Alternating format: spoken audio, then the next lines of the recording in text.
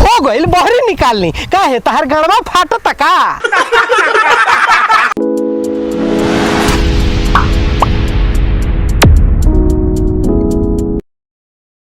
का हाल बा भाई लोग, हम आशा करत तानी कि रउआ लोग ठीक हो खेब। आ ये चुसलेटवा की एगो गाना आइल बा कि तनी सा अउरी डाला ना। ये सब क्या देखना पड़ रहा है।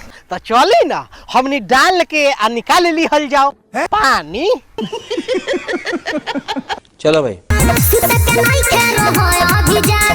ऊ काहे खातिर भौजी जगले रहे के कहतारू।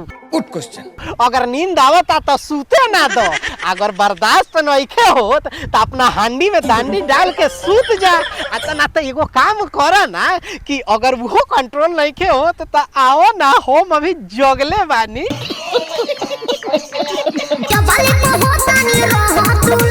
अरे वाह तब तो मजा आ जाई। हम तो कहबू तो दिन रात लागले रहो।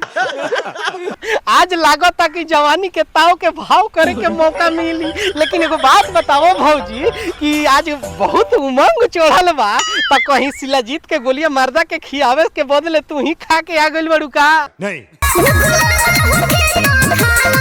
अरे भौजी बहुत तेज भूख लागल बा, जल्दी से आओ ना, ना तो ई चापा कल पानी फेंक के सारा बिछौना गीला कर दे।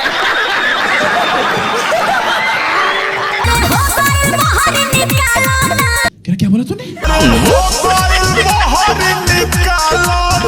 अरे एक और वही चुसलेटा बा, तोहरा कैसे मालूम चलल ह कि हो गइल रे।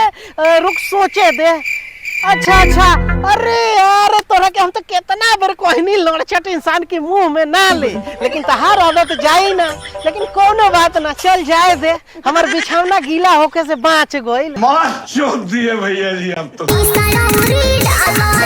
Once more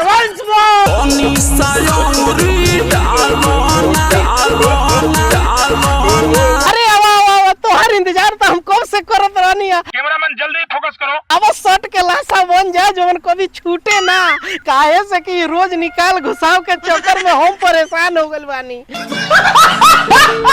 आ तोहनी लोग के क्या लागत है भाई लोग। हाँ हमरा के एने रहे दा, तू जा चुसलेटवा के लगे डाल ला खालिए बाबू। मिलतानी अगला वीडियो में, लेकिन जाए से पहले लाइक शेयर कमेंट कर ली लोग। मिलतानी बाय बाय, टेक केयर, जय हिंद।